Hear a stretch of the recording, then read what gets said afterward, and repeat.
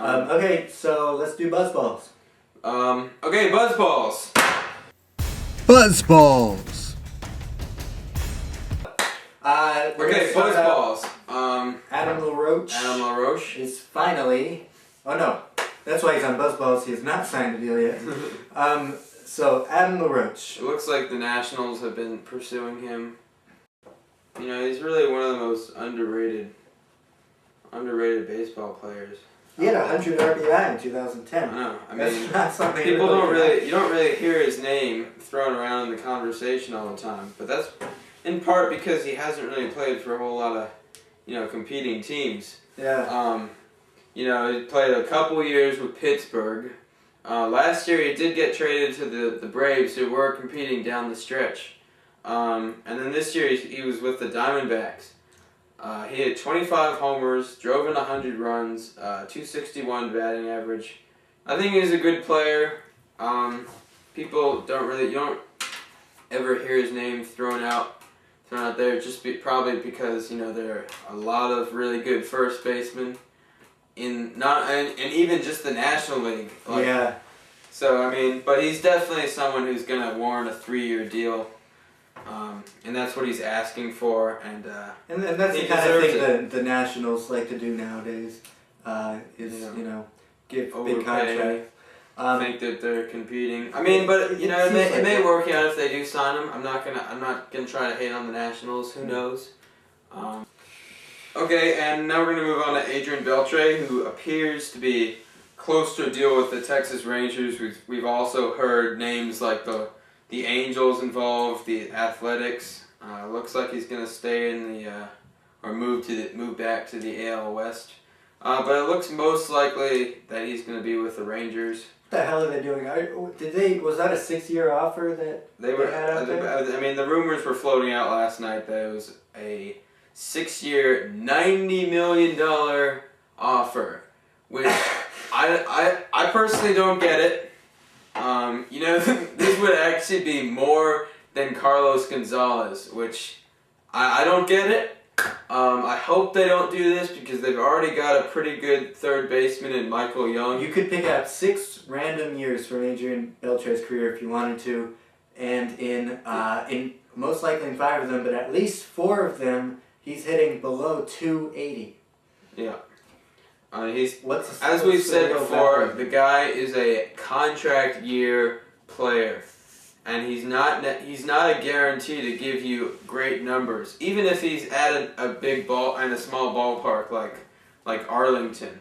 And then if they sign him, they're gonna have to move Michael Young, switch his position. He doesn't want to do that. He's told the Rangers that he's not interested in doing that. But then again, he did throw a fit. Last time they switched his position from short to third and asked to be traded from the team, so if he has to accept it, he'll accept it, but I don't think it's worth it on the part of the Rangers.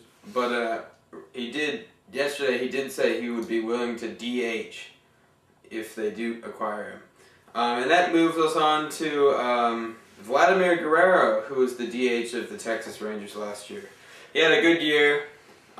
Faded down the stretch, but great first half and overall pretty good offensive numbers. Actually, very good offensive numbers. Is there a year he hasn't hit over 300? Oh yeah, 2009 he hit 295. Vladimir Guerrero's been one of the more consistent players in baseball over the last decade and more, and he managed to pull out a 300 batting average last year. So and 115 RBIs, and I know some of that is aided by the loaded Texas Rangers lineup, but anytime you have a player hit and drive in 115 runs, it's very good. Yeah, more likely than not, Adrian Beltre is a downgrade from Guerrero. And Guerrero would come cheaper too. Yeah. I really hope for the sake of the Rangers that they don't do this deal. I would rather him go to the Athletics just because they need the offense. But I don't think he's interested in playing there because... maybe the Rangers are just don't want to see Beltre go to the Angels, and that's why they're upping their offer and they're getting a little competitive there. Okay, Alright, so we're going to go on to Rafael Soriano, who we haven't touched on the show yet. Was one of the best closers last year. Yeah, this guy is good. Giving you his ERA last year, 1.73 in the American League East. Oh! loose. I mean, he was even 8th in Cy Young voting, and you don't really see relievers up there unless they're really good. Yeah.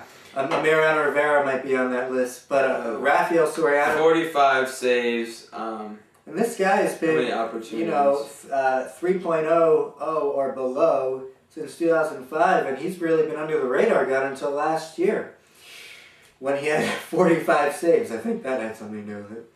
Yep. But anyway, we haven't really heard much about him, probably because he's, I believe he is a Type A free agent, is he?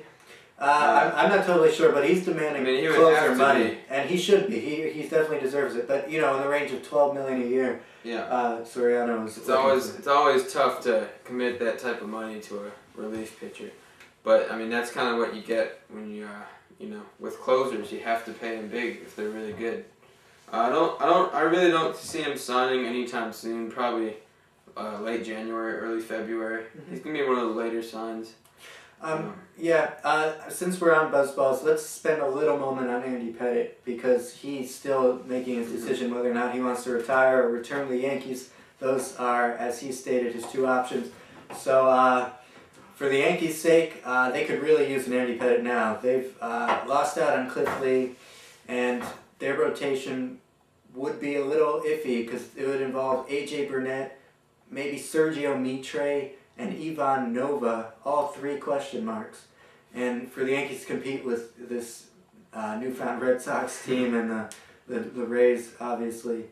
Well, I mean, I think in my opinion, the Yankees are going to be able to survive without Andy Pettitte. We're talking about how many games did they win? 94, 95 game winner from 2010. So I mean, in all fairness, the offense will probably carry the Yankees next year. They will. It's definitely. And it has in the past the regular season, but I mean, you never know what. The postseason might be a problem for the Yankees, but they're the type of team that if they really have trouble in the regular season with starting pitching, they'll go out and get a guy. And who knows? Maybe Andy Pettitte does what Roger Clemens did back in 2007, and then returns to the team in July or sometime in the summer if the Yankees, are becoming desperate.